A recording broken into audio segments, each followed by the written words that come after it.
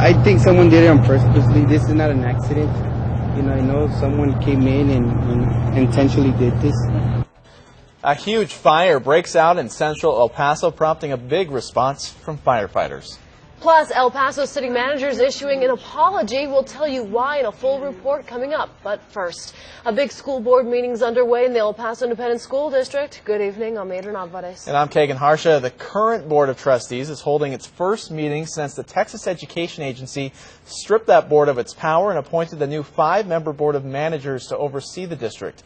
News Channel 9's Kathy Hernandez is live at El Paso ISD headquarters tonight, and she joins us with the latest. Hi, Kathy. Kagan, the El Paso ISD board meeting has been going on for an hour now. Right now, members of the community are voicing their concerns. The Texas Education Agency appointed a board of managers for the embattled district in light of an ongoing investigation into a cheating scandal. Now, some speakers are in favor of this new board of managers. Others say the current board members should appeal the TEA's decision. Now, that board will take over in the next 2 to 3 months. But for now, the current board is still in control. Tonight, they're expected to talk with the district's attorney about the legal issues regarding the appointment of a conservator and the board of managers. It will also talk about the improvement plan that was put together by the TEA-appointed monitor, Dr. Judy Castleberry, who now sits on the board of managers. Also on the agenda, they will discuss ethics for school board members and recommendations put forth by a task force. Last Thursday, Texas Commissioner of Education Michael Williams appointed Ed Archuleta, the CEO of El Paso Water Utilities, the Honorable Dee Margo, current TEA monitor Dr. Castleberry, and Carmen Arieta Candelaria, CFO for El Paso, to oversee the district. A 5th member will be selected based on suggestions made by Senator Jose Rodriguez. Now, the appointment of the Board of Managers now has to be approved by the Department of Justice. That'll take 60 to 90 days. Live in East El Paso, Kathy Hernandez, News Channel 9. All right, Kathy, thanks. 3 fires in the borderland today, and we start with a fire at a building in central El Paso, and the owner is blaming the city. News Channel 9's Anusha Ross is here with the details on that. Anusha? Kagan, that's right. Emergency crews rushed to extinguish a fire at an abandoned building on Piedras and Rosa that used to be a shelter called Dame la Mano. The blaze at the building was a condition 4, meaning it is one of the more dangerous fires that can happen. Just before 1:30 this afternoon, El Paso firefighters got a call about heavy smoke and fire coming from the 2nd floor of this building. Now you're looking at exclusive video sent to us by a viewer who happened to be driving by the scene as the fire roared.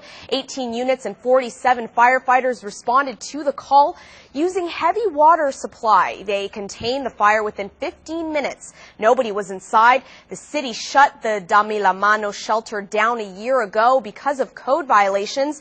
The building's owner insists he was trying to do something positive for the community, but the city denied him the permits he needed to continue operating the shelter. He says ever since the building's been vacant, teenagers have been vandalizing the property and homeless people have been occupying it. The problem, the city is so against me that, I don't know, they're probably very happy this happened. The city says the building's owner had paid for permits to repair it, but that he never did the work and the permits expired. The fire caused an estimated $50,000 in damages. The owner says he purchased the building for less than $200,000 3 years ago and still has a mortgage on it. Fire investigators will now do their homework to determine how the fire started. Now, coming up on News Channel 9 at 10, business owners in the area say recently there have been several abandoned building fires like this one. They're worried these structure fires will damage their businesses if the city does not step in. For now, reporting live in the News Center, Anusha Rasta, News Channel 9. All right, Anusha, thanks. Well, that wasn't the only blaze keeping fire crews busy today. Almost 36 firefighters were also on the scene of a big blaze in far east El Paso. The Condition 3 fire broke out at around 3 p.m. on Normandy. A 91-year-old woman and her 2 dogs were inside. They did all manage to make it out safely. The exact cause of that fire is under investigation.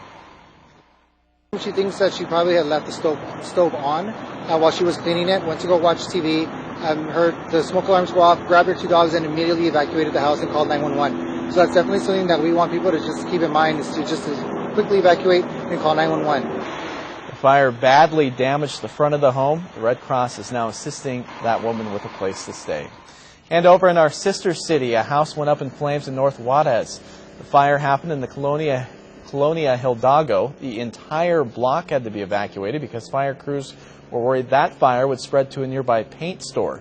No one was injured, and crews were able to get the fire under control. No word yet on what started it. Well, hopefully like the change in weather, because the cooler temps are here to stay for a while. Let's take a live look outside our studios in downtown El Paso.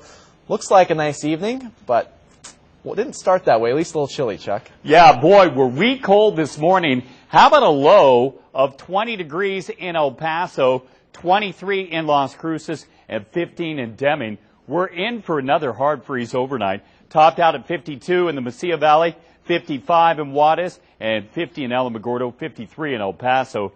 We're talking a Pacific cold front due towards the end of the week. We'll get windy, cloudy, get a chance of rain, and high country snow. 24 are predicted low overnight.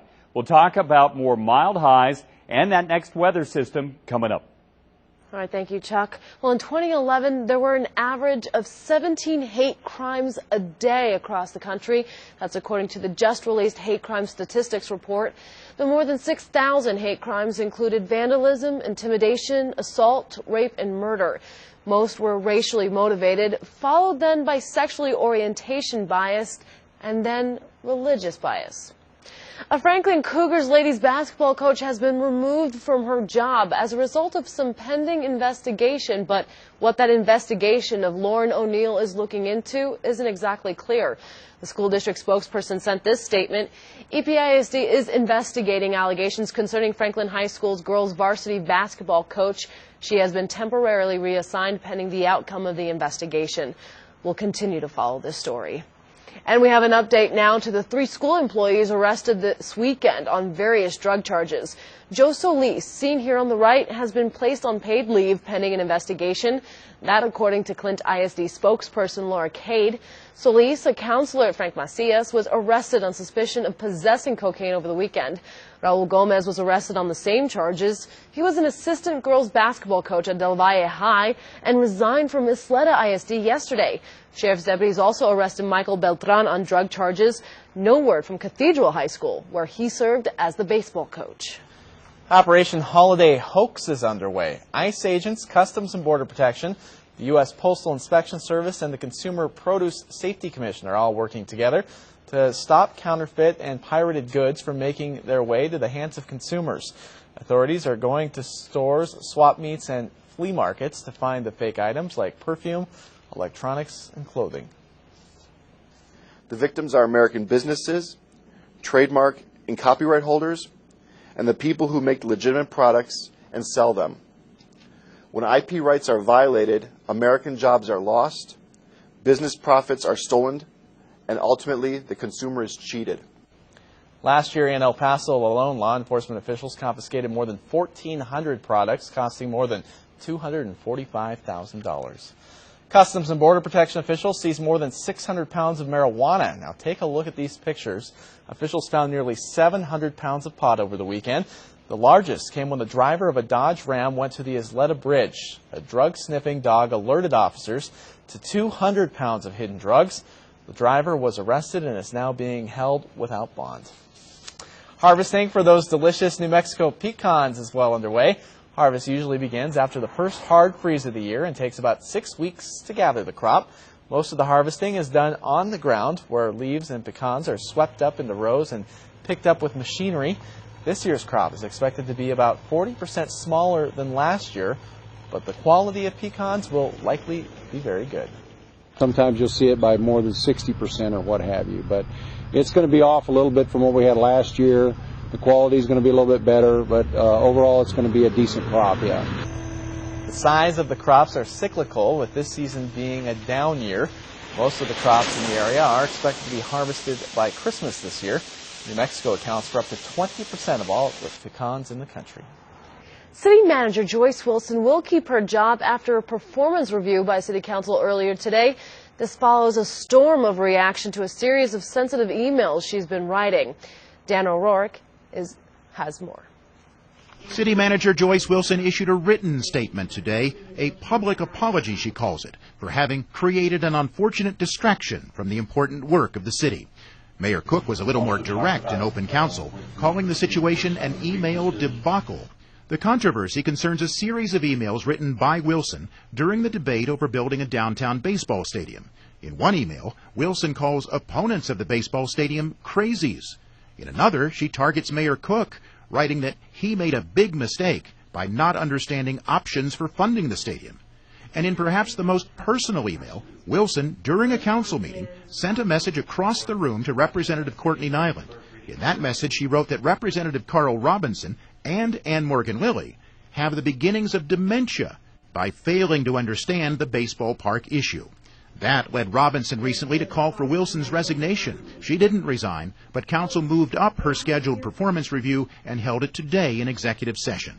I think we all learned a lesson from this, that be careful what you put in writing, because it not only can but probably will be used against you, not necessarily in a court of law, but in the court of public opinion. So I think everybody's learned a lesson from it. And I want to thank all of you on the council for your affirmation of support and for your constructive critique of things that we need to address within the organization that I need to address personally. Representative Lilly didn't make herself available for comment. Representative Robinson got his first look at Wilson's written apology when we handed it to him after the meeting. Is that water under the bridge now? Not exactly. The matter will be over, Robinson says, when the city manager responds not with a general statement, but to specific emails she's written. That was Dan O'Rourke reporting. Late this afternoon, we got an email from City Hall that City Manager Wilson will complete her contract. Then she'll help welcome a new city manager to the job when Mayor Cook leaves office next year and a new mayor takes his place. Well, as early as January 2nd, City Council will enact the so-called hot tax, the additional 2% hotel room tax that's designed to help build a downtown baseball stadium. It contains some tough language about fines for hotels that don't pay on time, criminal action, even the city's option to close a hotel until it pays all of its room taxes. City Councilor Susie Bird says harsh language on the proposed ordinance is nothing out of the ordinary. That's not unusual. The same with property taxes. It's just the regular language supplied by the state code to support municipalities' ability to garner hotel motel taxes. Even with this. Public comment on the hot tax will be heard at next week's City Council meeting. Well, everyone, thank you for joining us here on News Channel 9. Still plenty more to come tonight. Some Burgess High School students are celebrating after receiving top honors among their peers. We'll tell you about their accomplishment in a bit. And they're spreading a little Christmas cheer early. It was the annual Christmas party for kids at Head Start. It's on the other side of the break.